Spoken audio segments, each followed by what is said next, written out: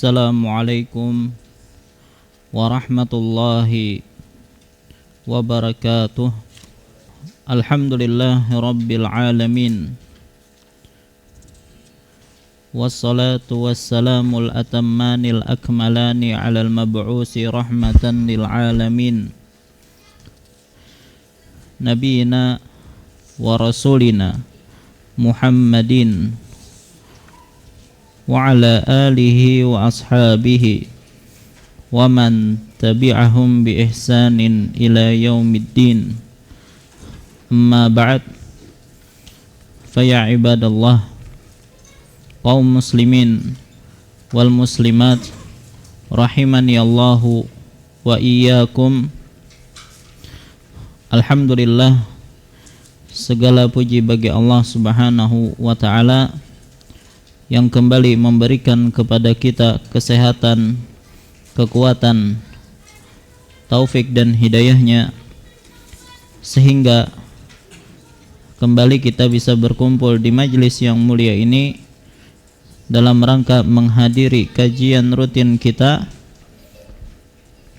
dengan kitab Bulughul Maram karya Al-Imam Ibnu Hajar Al-Asqalani rahimahullahu ta'ala. Salawat serta salam semoga senantiasa tercurahkan kepada junjungan kita Nabi besar Muhammad sallallahu alaihi wasallam, kepada keluarga beliau, para sahabat beliau, dan orang-orang yang istiqamah di atas jalan beliau ila yaumil qiyamah. Insyaallah pada kesempatan malam hari ini kembali kita akan lanjutkan pelajaran kita, masih membahas tentang bab atau kitab Al-Janaiz, pembahasan tentang jenazah, yang mana pada pertemuan lalu telah kita sebutkan tentang tanda-tanda husnul khotimah, dan telah kita sebutkan ada sekitar 21 ya tanda-tanda seseorang mendapatkan husnul khotimah, yaitu yang pertama mengucapkan syahadah la ilaha illallah saat ia meninggal dunia. Kemudian yang kedua, meninggal dunia disertai dengan mengalirnya keringat dari dahi. Kemudian yang ketiga, meninggal dunia di malam Jumat atau di siang hari Jumat. Yang keempat adalah mati syahid di medan peperangan. Yang kelima, orang yang meninggal dunia di jalan Allah, maka ia termasuk mati syahid. Kemudian orang yang meninggal dunia disebabkan terjangkit penyakit taun atau wabah ya, maka dia termasuk syahid. Kemudian yang ketujuh, orang yang meninggal disebabkan sakit perut, maka ia termasuk mati syahid. Kemudian orang yang meninggal dunia disebabkan tenggelam, maka juga termasuk mati syahid. Orang yang meninggal dunia karena tertimpa reruntuhan, maka ia termasuk syahid. Kemudian orang yang mati terbakar, maka termasuk syahid. Orang yang meninggal disebabkan penyakit radang selaput paru-paru, maka juga mati syahid. Wanita yang meninggal disebabkan kandungannya, maka ia mati syahid.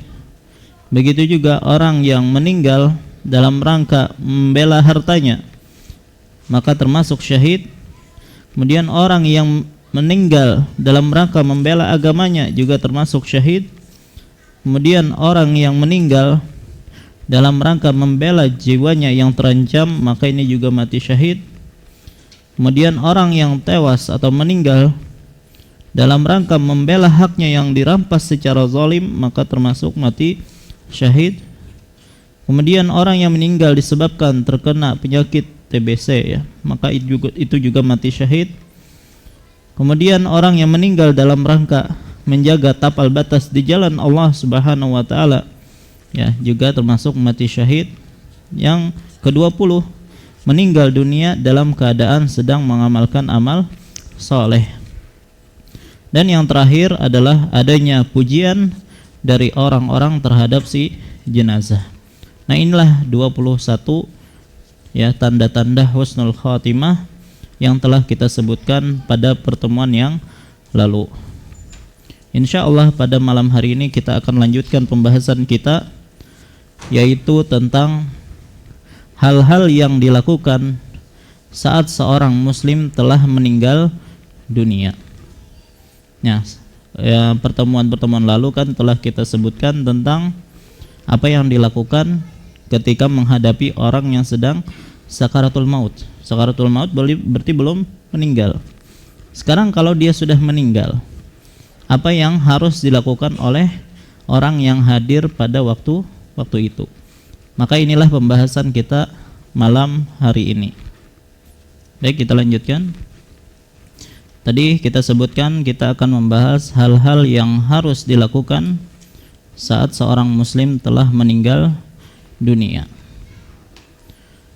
Maka ketika seseorang meninggal dunia, maka yang harus kita lakukan pertama adalah memejamkan kedua matanya serta mendoakannya.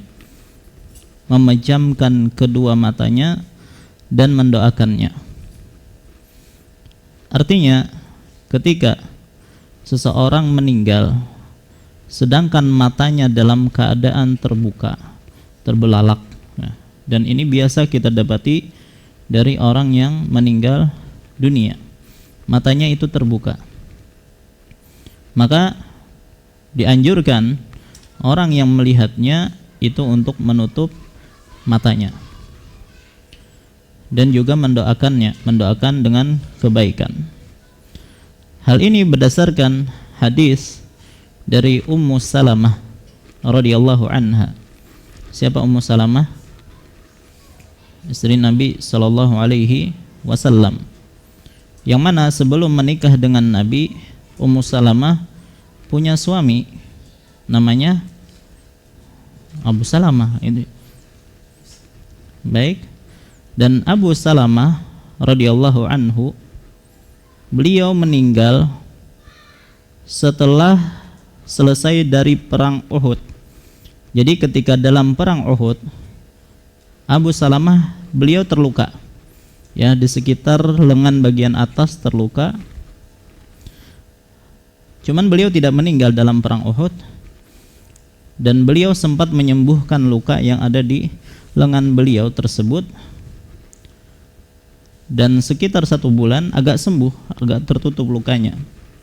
Kemudian Rasulullah SAW kembali mengutus Abu Salamah dan juga beberapa sahabatnya untuk menyerang sebuah kabilah, ya, dan mereka memperoleh kemenangan dan mendapatkan ghanimah yang banyak. Hanya saja dari peristiwa tersebut, luka yang diderita oleh Abu Salamah di dalam perang Uhud kembali menganga, kembali terbuka, ya, dan semakin parah, dan akhirnya Abu Salamah pun meninggal dunia radhiyallahu anhu. Maka ketika Abu Salamah meninggal dunia, maka Rasulullah sallallahu alaihi wasallam pun mengunjungi ya Abu Salamah, melihat Abu Salamah, dan ternyata ketika itu matanya Abu Salamah itu terbuka. Baik, nah silahkan dibuka hadis nomor 563. Wa an Ummi Salamah radhiyallahu anha qalat dakhala Rasulullah sallallahu alaihi wasallam ala Abi Salamah wa qad syaqqa basaruhu fa aghmadahu. Dari Ummu Salamah radhiyallahu anha, dia berkata, Rasulullah sallallahu alaihi wasallam pernah masuk menemui Abu Salamah yang sudah meninggal. Pada waktu itu matanya Abu Salamah dalam keadaan terbelalak, terbuka. Maka beliau pun memejamkannya. Summa qala, kemudian beliau bersabda, Innar ruha idza qubida ittaba'ahul basar. Sesungguhnya ruh apabila dicabut maka diikuti oleh pandangan.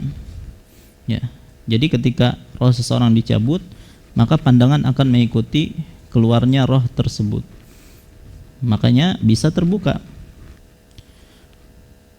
Maka setelah Nabi mengatakan demikian, fadajjanasun min ahlihi, maka beberapa orang dari anggota keluarganya pun terkejut. Ya. Kemudian Nabi SAW bersabda, la tad'u ala anfusikum illa bi khair. Janganlah kalian berdoa buat diri kalian kecuali yang baik. Ya, nah ini juga menunjukkan bahwasanya ya, ketika kita membahas tentang mengunjungi orang sakit, ya, kan di antara adabnya adalah berdoa dengan doa kebaikan, baik untuk dirinya sendiri atau untuk si marid, orang yang sakit. Maka begitu juga ketika dia sudah meninggal dunia, malaikat itu hadir. Ya, maka janganlah berdoa kecuali yang baik, baik untuk dirinya sendiri atau mendoakan mayit. Ya, kata Nabi SAW, la tad'u ala anfusikum illa bi khair. Janganlah kalian berdoa buat diri kalian kecuali yang baik. Fa innal malaikata tu'minu ala ma taqulun. Karena para malaikat mengaminkan ucapan kalian.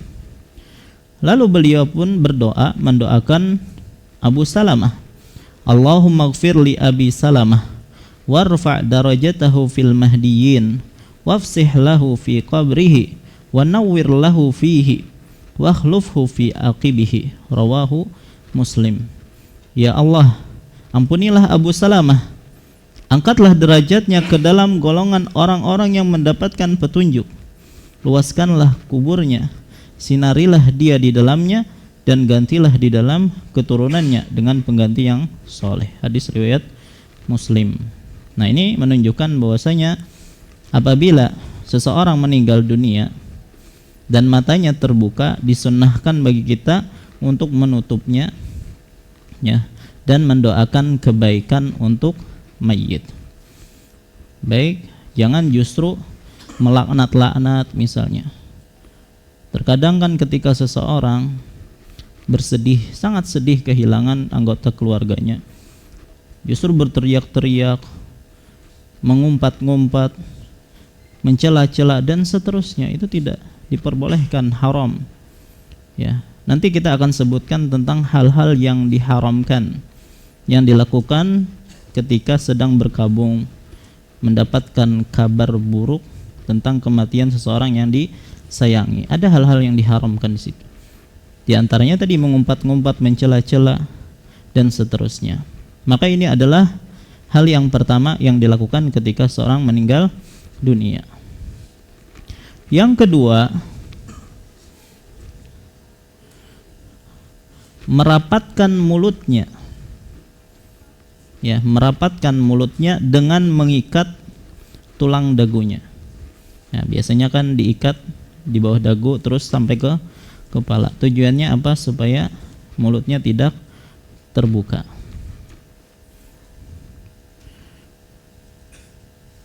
Nah, disebutkan oleh sebagian ulama, diantaranya adalah Syekh Dr. Said Al-Qahtani.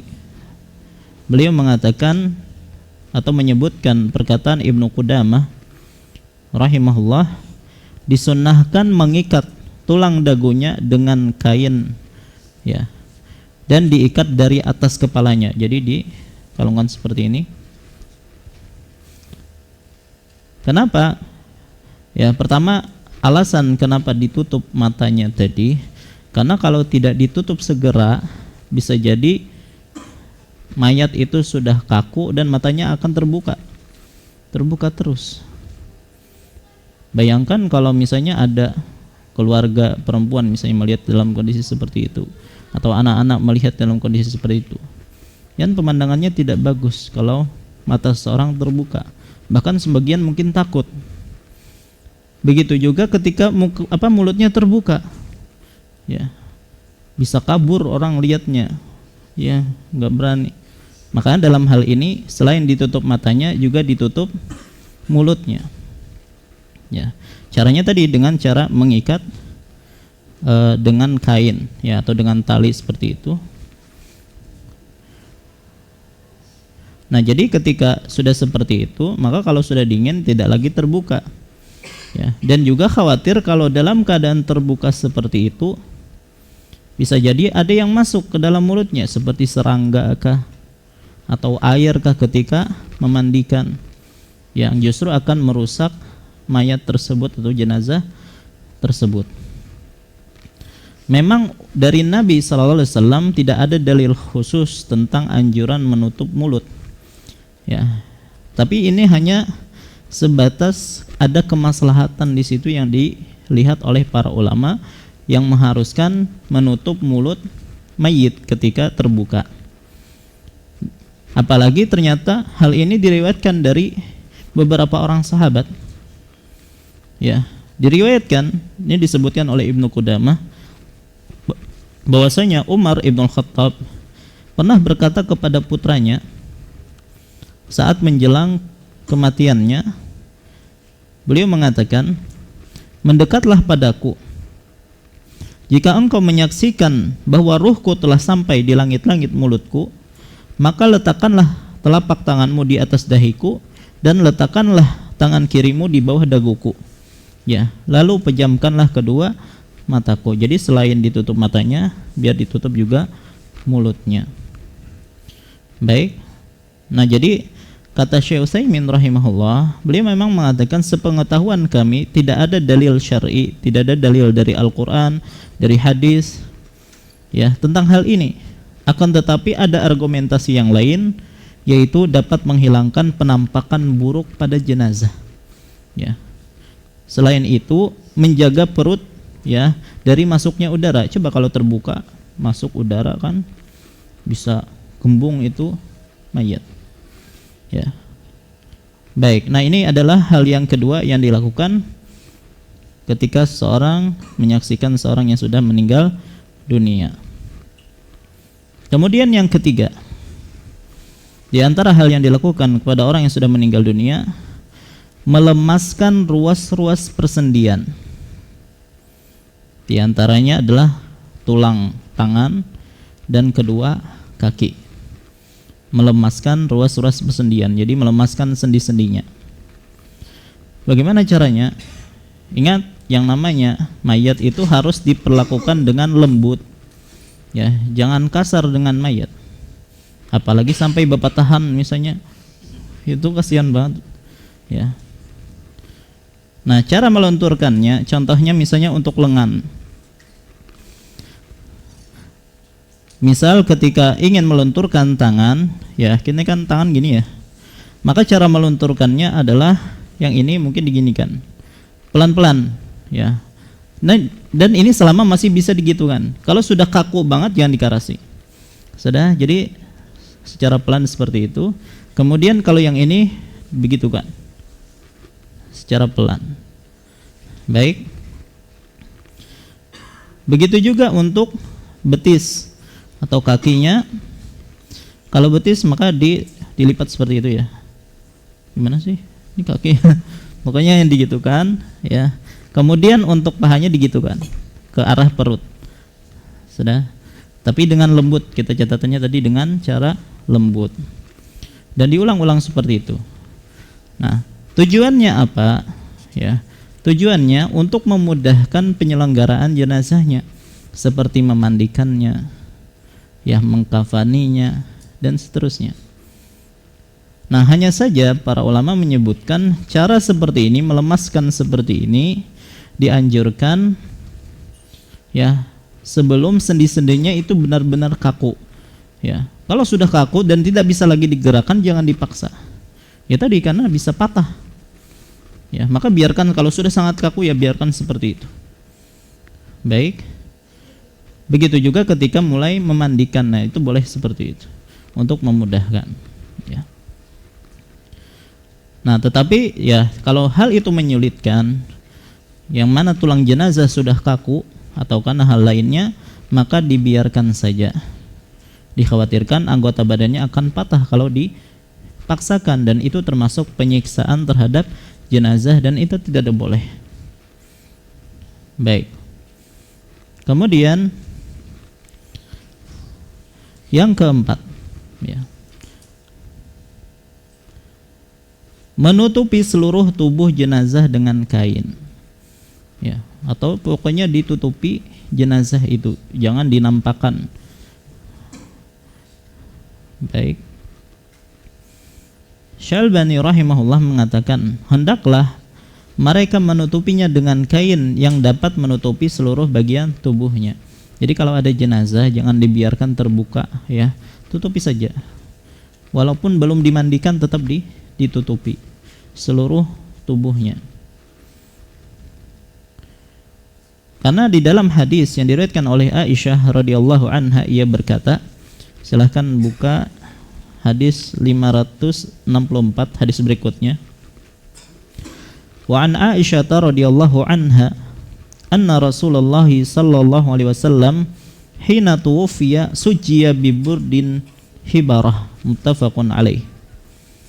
Dari Aisyah radhiyallahu anha bahwasanya Nabi SAW ketika wafat ditutupi dengan kain genggam Yaman, yaitu kain yang bercorak. Baik. Nah, jadi dianjurkan untuk ditutupi. Dan di sini disebutkan kain hibarah, itu salah satu jenis pakaian dari Yaman. Bentuknya adalah pakaian bergaris hitam putih yang terbuat dari katun. Nah, ini yang dimaksud dengan hibarah, ya. Baik, intinya dianjurkan untuk menutupi jenazah ketika dia sudah meninggal. Baik. Kemudian, nah, kecuali yang dikecualikan adalah ketika dia dalam keadaan berihram. Makanya yang kelima, tidak menutupi wajah dan kepala orang yang meninggal saat berihram. Yang kelima, tidak menutupi wajah dan kepala orang yang meninggal saat berihram. Berihram itu gimana maksudnya? Ketika dia melaksanakan umrah atau haji, kan di antara rukunnya adalah berihram. Dia meniatkan masuk kepada perbuatan umrah ataupun haji, maka itu dimulai dengan ihram. Maka ketika dia berihram, ya, maka segala larangan ihram seperti menutupi kepala, memakai minyak wangi, ya, memotong kuku dan seterusnya itu sudah diharamkan. Nah, ternyata itu juga berlaku ketika dia meninggal dunia. Maka tidak boleh ditutupi tubuhnya, tidak boleh ditutupi kepalanya dan seterusnya. Makanya kita dapati, ya, di Mekah sana ketika ada orang yang meninggal dunia dalam keadaan berihram, mereka tidak menutupi kepalanya, terbuka kepalanya, muka dan kepalanya itu terbuka. Baik. Nah, tapi ini berlaku untuk laki-laki, ya. Kalau perempuan sama, tetap ditutupi. Baik. Kemudian, nah, hal ini berdasarkan sebuah hadis yang mana ada seseorang ketika haji wada, yang mana ia sedang wukuf di Arafah. Tiba-tiba ia terjatuh dari binatang tunggangannya, ya. Jadi ketika di Arafah dia jatuh dari ontanya, menyebabkan lehernya itu patah dan meninggal dunia. Maka Nabi SAW pun bersabda, "Igsiluhu bima'in wasidrin." Mandikanlah ia dengan air dan daun sidr atau bidara. Wa kaffinuhu fi thawbaini, ya.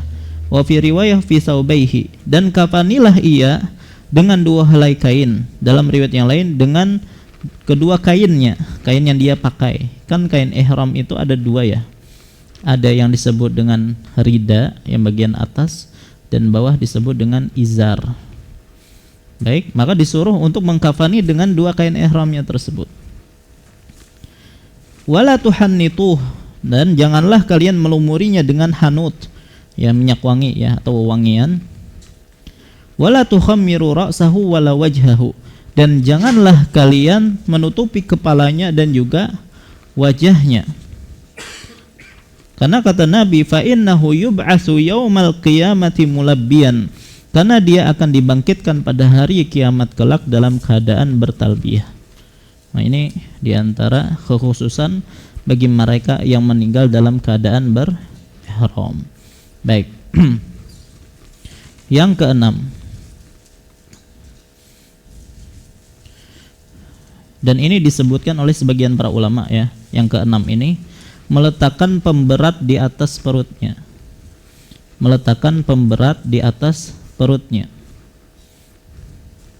Tentunya yang dimaksud meletakkan sesuatu di atas perutnya tujuannya apa? Supaya perutnya itu tidak menggembung gitu ya.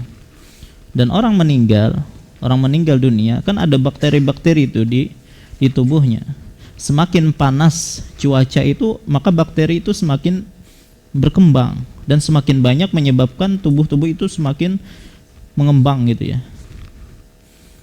Baik, maka kalau jenazah tersebut tidak segera tidak segera diselenggarakan, tidak segera dikafani, maka makin mengembang badannya. Maka kalau seperti itu, maka dianjurkan untuk meletakkan sesuatu di perutnya supaya tidak semakin mengembang, semakin besar. Baik, cuman zaman sekarang ya, bagi mereka yang tertunda ya, sekarang kan ada khusus pendingin ya untuk jenazah, itu semacam freezer gitu kan dimasukkan supaya tidak mengembang jenazah tersebut. Dan ini kita dapati kalau kita ke Madinah khusus untuk menyelenggarakan jenazah itu ada ya. Begitu juga di rumah-rumah sakit kan ada ruangan pendingin khusus jenazah. Tujuannya supaya apa? Supaya jenazah itu tidak mengembang. Apalagi kalau didiamkan berapa hari, misalnya 2 hari, 3 hari, itu semakin besar. Tapi kalau penyelenggaraannya segera, orang meninggal pagi misalnya langsung diselenggarakan jenazahnya, maka tidak perlu diletakkan sesuatu di perutnya. Dan sebagian para ulama ya menyatakan emang berfungsi kada itu meletakkan sesuatu di perutnya, atau tetap saja mengembang dengan sendirinya walaupun diletakkan sesuatu di perutnya. Makanya di sini jadi khilaf apakah dianjurkan ataukah tidak. Kalau ada alat tadi pendingin jenazah, maka ini tidak perlu dilakukan ya. Kalau tidak ada mungkin bisa dilakukan. Nah, dalam hal ini memang ada dinukil dari Anas bin Malik atau Maula Anas bin Malik ya, yang mana dia wafat pas matahari terbenam. Maka Anas pun berkata, letakkan sesuatu yang terbuat dari besi di atas perutnya ya, supaya tadi memberatkan perutnya supaya tidak mengembang. Baik, maka ketika ditanya kenapa diletakkan sesuatu di atas perutnya, ya khawatir perutnya mengembung ya. Hanya saja tadi Syekh Utsaimin rahimahullah mengatakan, akan tetapi apakah itu bisa mencegah mengembungnya perut? Nah, itu yang menjadi pertanyaan. Kalau memang bisa ya silahkan, kalau tidak ada gunanya juga kan. Wallahu a'lam. Makanya sebagian ulama tidak menyatakan ini dianjurkan. Intinya lebih cepat disegerakan itu lebih baik. Nah, yang ketujuh,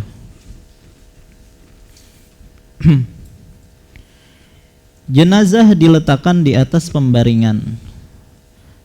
Jenazah diletakkan di atas pembaringan. Maksudnya pembaringan di sini bisa di atas ranjangnya kah? Ya, yang penting jangan di atas tanah.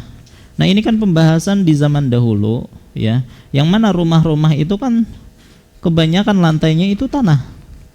Maka jenazah itu jangan diletakkan di atas tanah, itu maksudnya. Maka bisa diletakkan di mana? Di atas karpet kah misalnya, atau di atas ranjangnya.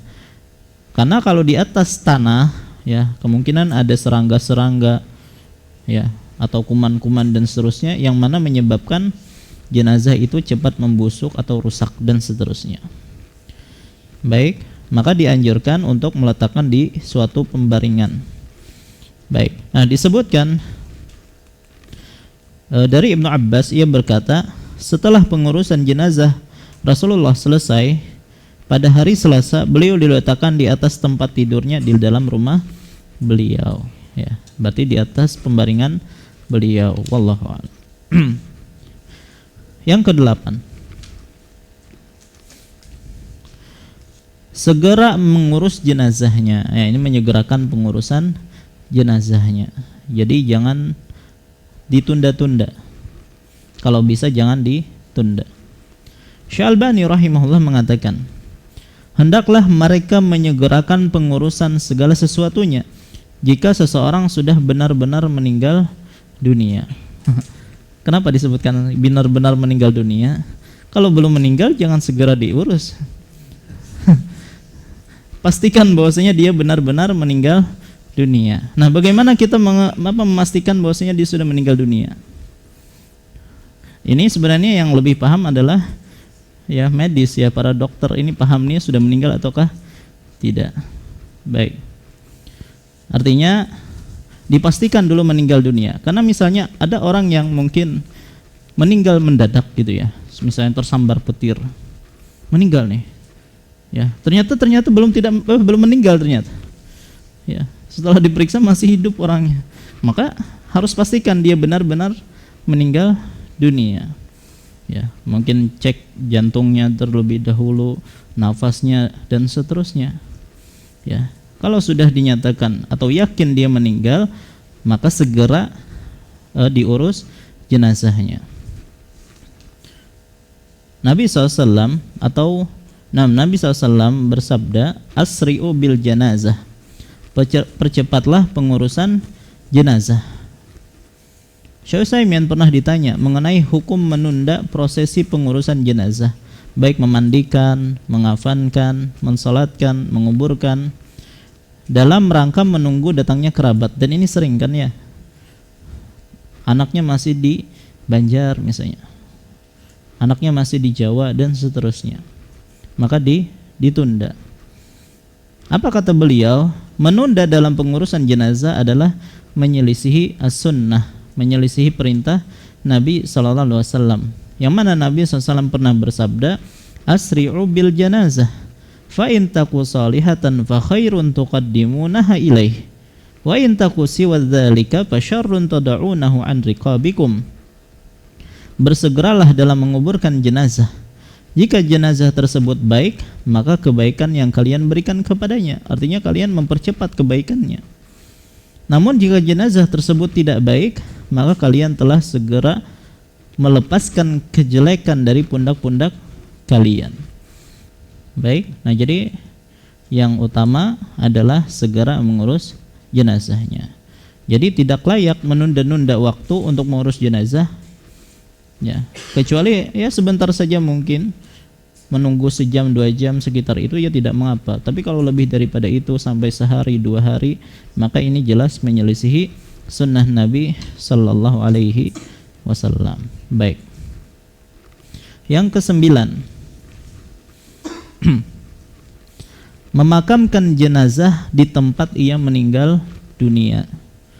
Memakamkan jenazah di tempat ia meninggal dunia, itu sunnahnya, itu lebih afdol. Syekh Al-Albani rahimahullah menyebutkan, hendaklah mereka memakamkan jenazah di daerah tempat ia meninggal dunia, dan hendaklah tidak memindahkannya. Ya, misalnya meninggalnya di Kalimantan, sementara keluarganya di mana, di Jawa misalnya, maka tidak perlu dipindahkan ke Jawa. Yang lebih utama adalah biarkan saja dia dikubur di Kalimantan. Baik. Kenapa? Hikmahnya supaya tidak tertunda penyelenggaraan jenazahnya. Kan kalau dipindahkan makan waktu lagi. Ya, maka dianjurkan tetap dikuburkan di tempat dia meninggal dunia. Begitu juga berdasarkan hadis Jabir bin Abdullah radhiyallahu an, ia mengatakan bahwa setelah usainya perang Uhud, maka seluruh korban meninggal dibawa untuk dimakamkan di Baqi. Kita tahu jarak antara Baqi dengan Uhud ya, atau peristiwa perang Uhud kan lumayan tuh. Ya, tetapi itu pun masih kawasan Madinah kan pada waktu itu.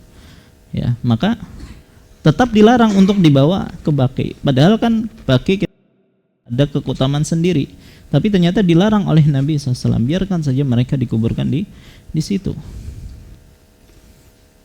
Dan termasuk di antara orang yang meninggal dalam perang Uhud kan banyak yang meninggal. Di antaranya paman Nabi SAW yaitu Hamzah bin Abdul Muttalib radhiyallahu an meninggal dalam perang Uhud. Begitu juga ayahnya Jabir.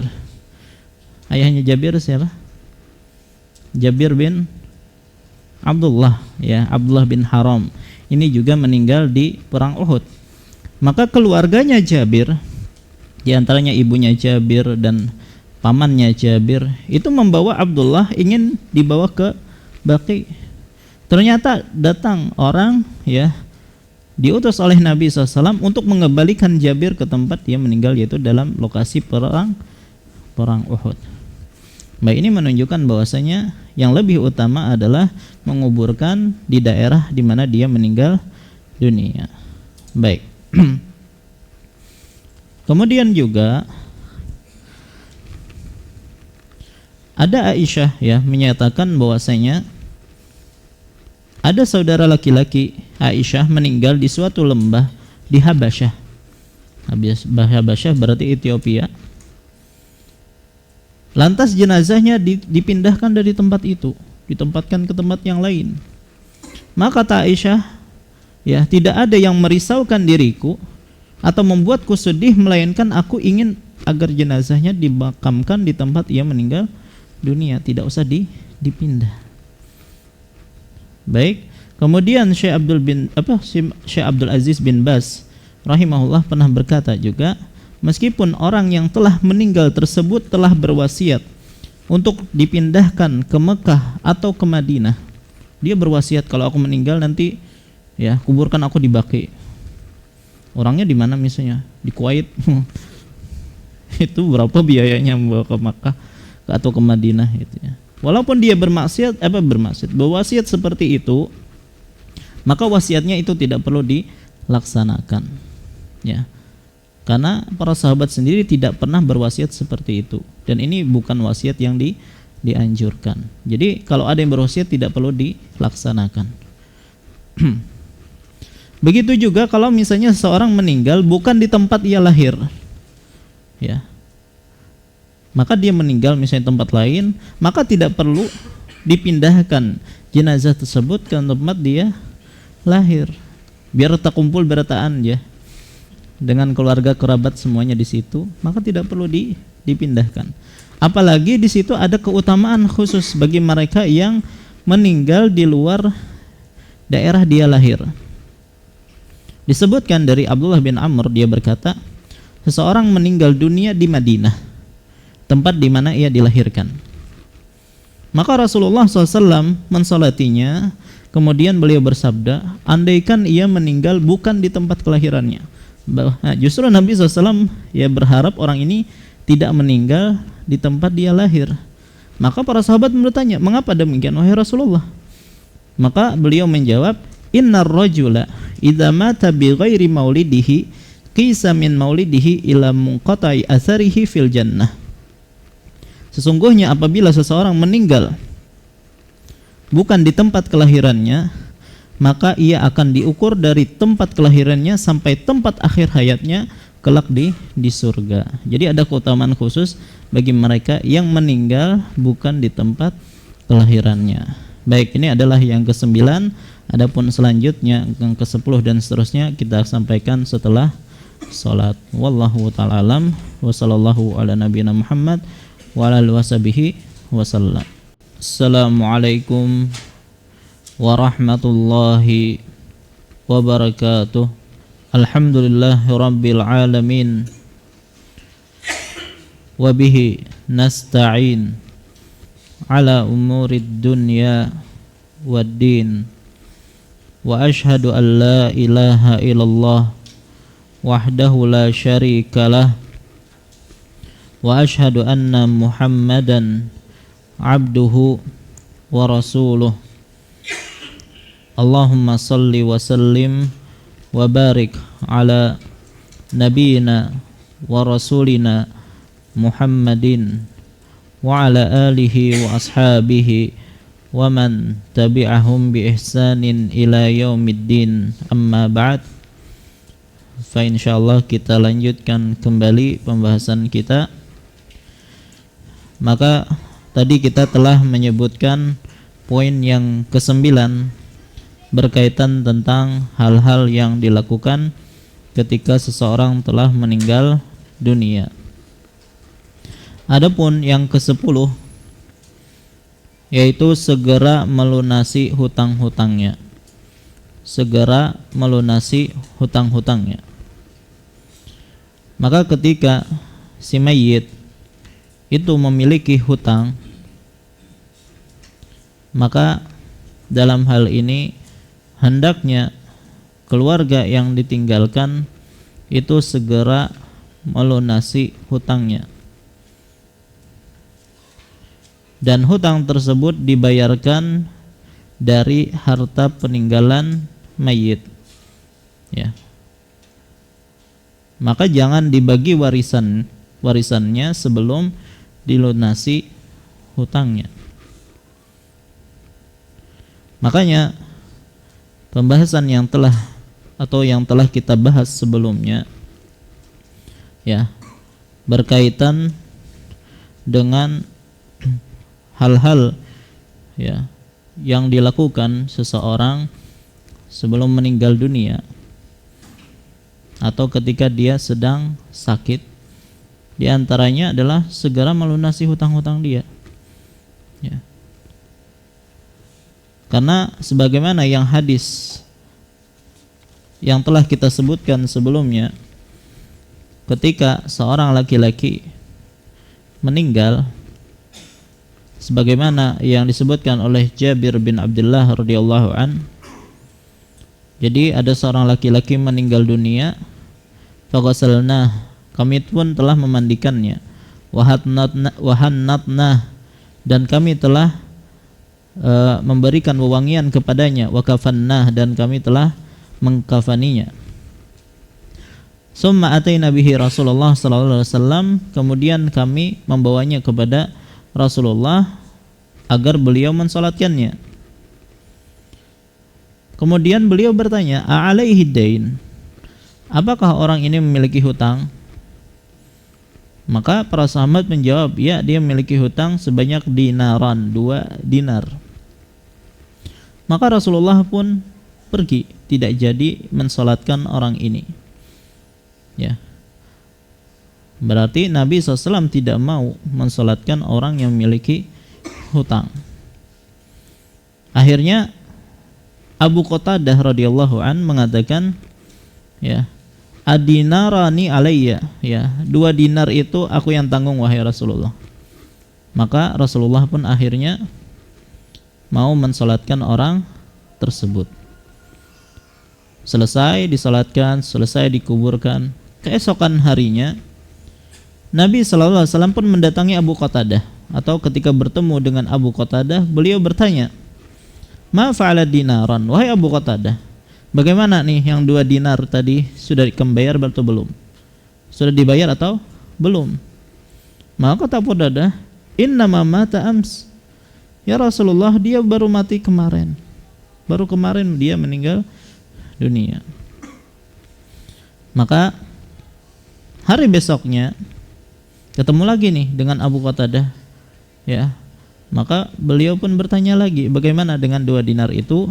Maka kata Abu Qatadah, ya, laqad qadaituhuma, aku telah bayar. Maka apa kata Rasulullah? Al-ana baradat alaihi jilduh. Nah, sekarang barulah dingin kulitnya. Ya, ini menunjukkan bahwasanya yang namanya hutang itu panas, ya. Hutang itu bisa sebab siksaan bagi jenazah atau si mayit. Oleh karena itu, tidak boleh bagi ahli waris kalau sudah ada hartanya untuk ditunda-tunda pembayaran hutangnya. Jangan buru-buru membagikan warisan sementara hutang belum terlunasi. Baik, bagaimana kalau si mayit tidak memiliki harta, bahkan yang ada cuma hutang saja? Apakah wajib bagi ahli waris untuk membayarkan hutang ayahnya dari kantong mereka sendiri? Maka para ulama menjelaskan tidak wajib. Hanya saja bentuk bakti seorang anak kepada orang tua adalah membayarkan hutang ayahnya. Baik, walaupun tidak wajib bagi anak membayarkannya. Wallahu a'lam. Baik. Nah, intinya bahwasanya seseorang ketika sudah meninggal dunia hendaklah ahli warisnya itu segera melunasi hutang-hutangnya.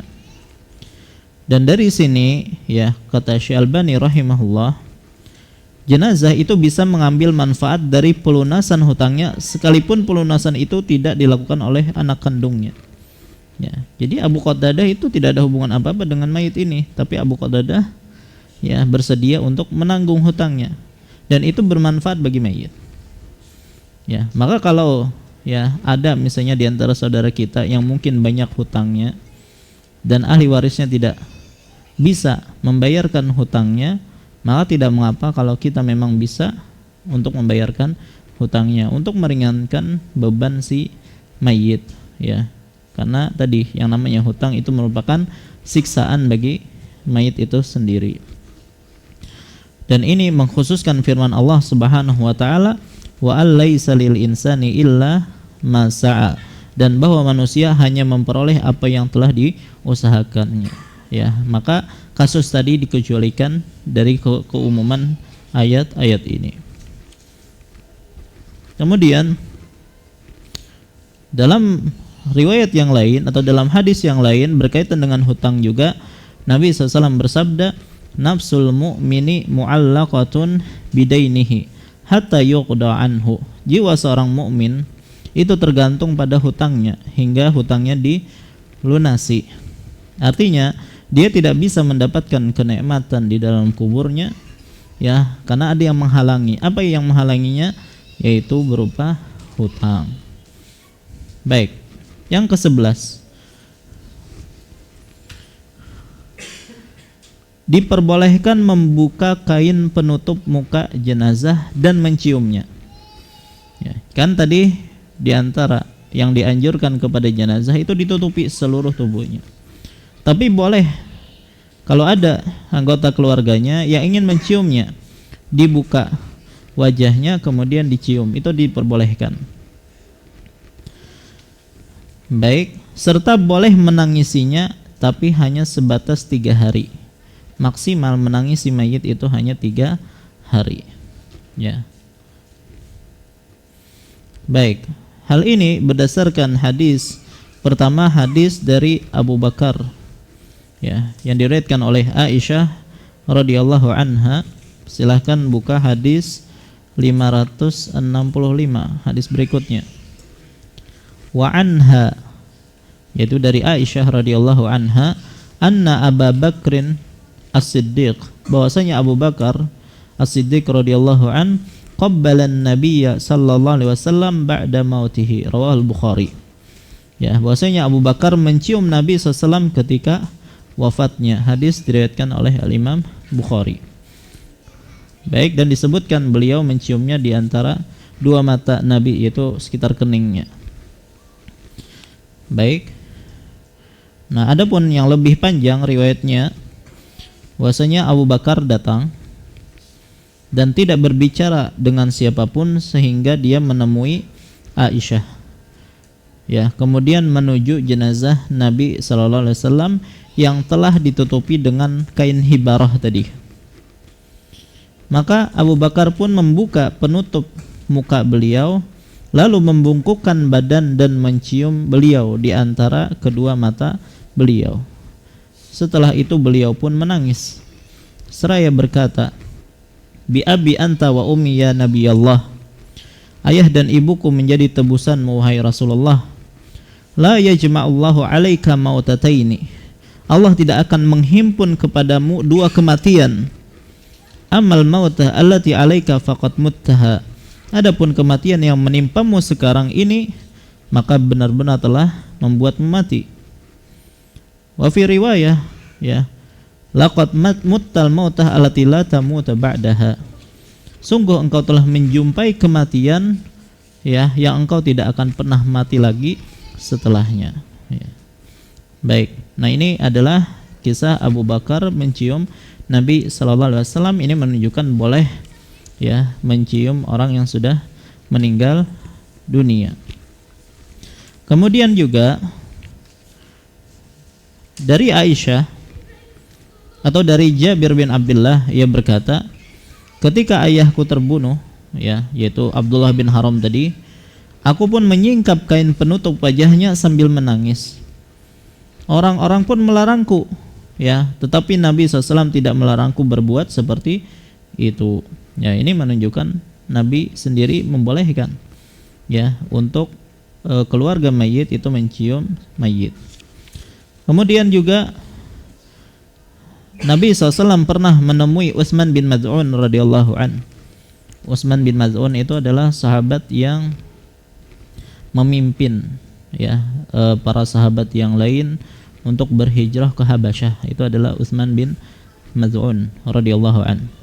Nah, ketika dia meninggal dunia, maka Nabi SAW pun membuka penutup mukanya lalu membungkukkan badan seraya menciumnya. Lalu beliau pun menangis hingga aku melihat air mata mengalir dari kedua pipi beliau. Jadi boleh mencium dan juga boleh menangisinya. Baik, kemudian juga ketika Ibrahim, ya, yaitu putra Nabi SAW itu meninggal dunia, maka Rasulullah memeluk dan mencium Ibrahim, ya, dan waktu itu dia dalam keadaan sakit, dan ternyata setelah itu tidak lama kemudian Ibrahim pun meninggal dunia. Maka Rasulullah SAW pun menangis, meneteskan air mata. Maka sahabat yang mulia Abdurrahman bin Auf pun bertanya, wahai Rasulullah, apakah engkau menangis? Maka beliau menjawab, wahai Ibnu Auf, sesungguhnya ini adalah rahmat atau kasih sayang. Ya. Maka Abdurrahman bin Auf pun menanyakan lagi, lalu beliau bersabda, innal aina tadma wal qalba yahzun wala naqulu illa ma yarda rabbuna wa inna bi firakika ya Ibrahim lamahzunun. Sesungguhnya mata itu meneteskan air mata dan hati pun bersedih. Jadi menangis bukan hal yang dilarang, tidak masalah, ya, kesedihan juga tidak dilarang. Cuman kata Nabi, tetapi kami tidak mengatakan kecuali apa yang diridhoi oleh Rabb kami. Nah, itu yang dijaga, itu lisan ketika seseorang meninggal. Dan sesungguhnya kami ini wahai Ibrahim benar-benar bersedih dengan kepergianmu.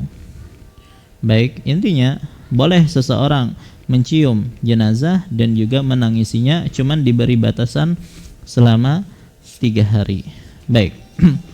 Ke-12,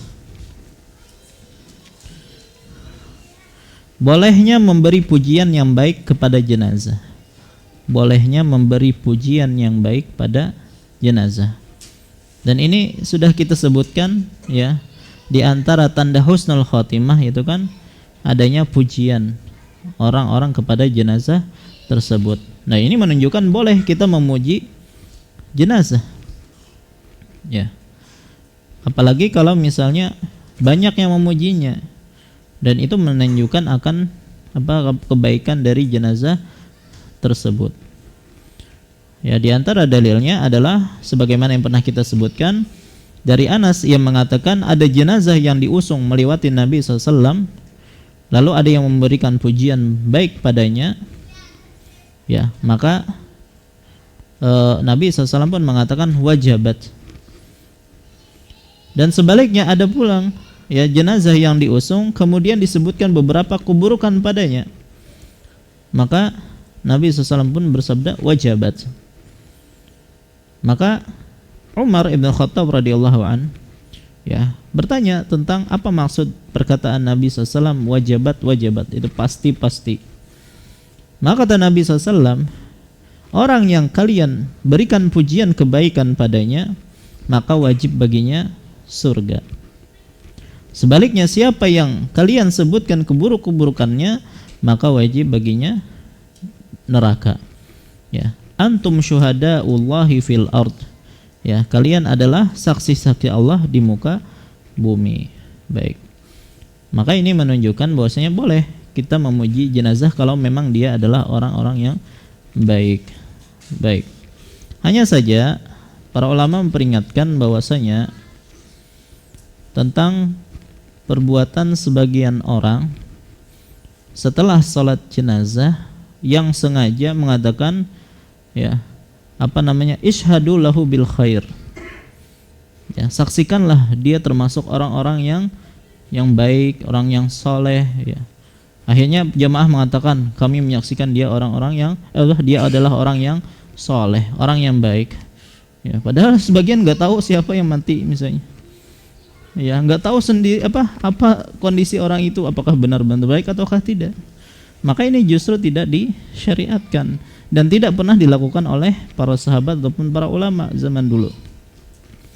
Jadi maksud dari hadis ini ya, orang-orang yang memang memujinya dan memang mengetahui kondisi jenazah tersebut. Dan Nabi SAW mengatakan, Inna lillahi malaikatan tantiku ala alsinati bani Adam bima fil mar'i minal khairi wa syarri. Sesungguhnya Allah memiliki para malaikat yang menyebutkan melalui lisan anak Adam tentang kebaikan dan keburukan pada diri seseorang. Ya, jadi ketika seseorang memuji itu memang kehendak dia untuk memuji jenazah tersebut, bukan karena disuruh oleh imam kami misalnya. Ya, maka tidak ada anjuran untuk memuji jenazah, menyaksikan dengan kebaikan ya yang disengaja dilakukan setelah sholat jenazah. Maka ini diingkari oleh banyak ulama. Baik, di antaranya ya perkataan Syekh Utsaimin rahimahullah, beliau mengatakan yang terjadi pada sebagian kaum muslimin ialah mereka meminta persaksian pada yang hadir tentang jenazah sebelum dikuburkan. Baik, yaitu kerabat atau si wali mayit berkata, apa yang kalian persaksikan tentang mayit ini? Maka orang ramai-ramai mengatakan dia adalah orang yang baik, orang yang istiqamah. Apakah fenomena ini ada dasarnya dalam syariat? Maka beliau menjawab, perbuatan seperti ini tidak ada dasarnya dalam syariat dan tidak sepantasnya bagi orang-orang tersebut untuk mengatakan hal demikian, karena ini hal-hal yang diada-adakan. Dan bisa saja ia memuji kejelekan yang ada padanya sehingga pujian tersebut menjadi jelek untuknya. Adapun yang terdapat dalam sunnah ya, hanya ketika lewat jenazah ya kemudian orang memujinya karena memang kebaikan yang ada pada dirinya, bukan sengaja disuruh untuk memuji orang-orang tersebut. Baik, nah inilah diantara hal-hal yang dilakukan ya kepada orang yang sudah meninggal dunia. Baik, kita ulang ya. Jadi yang pertama tadi apa? Memejamkan kedua matanya dan mendoakannya dengan doa-doa kebaikan. Baik, sebagaimana ya ketika siapa tadi meninggal? Abu Salamah radhiyallahu an meninggal. Kemudian yang kedua adalah merapatkan mulutnya ya dengan cara mengikat tadi. Mengikat dagunya ya ke atas kepalanya gitu ya. Supaya tadi tidak termasuki air ketika memandikan atau binatang, serangga dan seterusnya. Ya, dan jangan sampai ketika memandikan air itu masuk ke mulutnya, jangan. Makanya dianjurkan ketika memandikan itu sambil ditutup mulut. Baik. Dan ketika ingin membersihkan giginya pun enggak usah disiram pakai air. Cukup diambil kain, dibasahi, kemudian bersihkan giginya gitu ya. Kemudian yang ketiga, melemaskan ruas-ruas persendian, termasuk kedua tangan dan kedua kaki tadi. Tapi kalau sudah kaku, tidak mungkin digerakkan lagi, maka jangan. Walaupun konsekuensinya ya, pertama mungkin lubang kuburnya agar lebih besar nanti ya, atau pas mengkafani kainnya akan lebih lebar. Nah, makanya kasus yang banyak terjadi itu adalah mungkin ketika orang hidup dia kurus.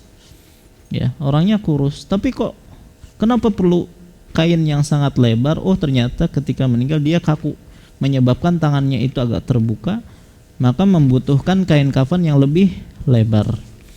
Ya, dan ini banyak kasus seperti itu. Baik, nah jadi melemaskan ruas-ruas persendian kalau memungkinkan.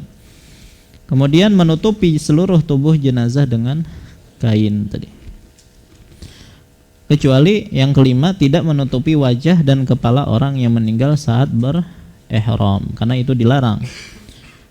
Adapun yang keenam, dan ini diperselisihkan oleh para ulama, yaitu meletakkan pemberat di atas perutnya untuk menghindari menggembungnya perut tersebut. Yang ketujuh, jenazah diletakkan di atas sembaringan, maksudnya jangan di tanah. Yang kedelapan, segera mengurus jenazahnya. Ya, jadi segera memandikannya, segera mengkafaninya, ya, segera mensolatkannya, bahkan segera ketika menguburkannya. Ya, di antara sunnah ketika membawa mayit menuju pekuburan itu dipercepat. Ya, makanya kalau pian berumrah misalnya, ya, dan di Masjid Nabawi misalnya, pian akan melihat orang-orang ketika mereka membawa jenazah itu kayak berlari, ya, walaupun tidak lari sebenarnya, cuma jalan cepat, dan mereka bergantian ketika membawa jenazah tersebut. Dan ini adalah sunnah, dan ini juga mempraktekkan asri'u bil jenazah, perintah untuk mempercepat, ya, mengurus jenazah. Kemudian yang kesembilan, memakamkan jenazah di tempat ia meninggal dunia, dan ini lebih utama, artinya tidak memindahkannya ke tempat yang lain. Ya, walaupun kalau dia belum dikuburkan sebenarnya ya tidak mengapa memindahkan, artinya tidak diharamkan. Hanya saja lebih utama untuk tetap di tempat dia meninggal dunia. Tapi kalau sudah dikuburkan, haram memindahkannya tanpa ada alasan yang dibenarkan. Ya, kalau sudah dikuburkan, akhirnya keluarganya ingin memindahkan, sudah akhirnya digali lagi untuk dipindahkan, maka hukum asalnya adalah haram tanpa ada alasan yang dibenarkan. Baik.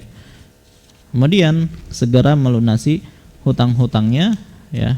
Kemudian diperbolehkan membuka kain penutup jenazah serta menciumnya, dan boleh menangisinya dengan batas 3 hari. Tidak boleh lebih daripada itu. Dan yang ke-12, bolehnya memberi pujian yang baik kepada jenazah. Baik.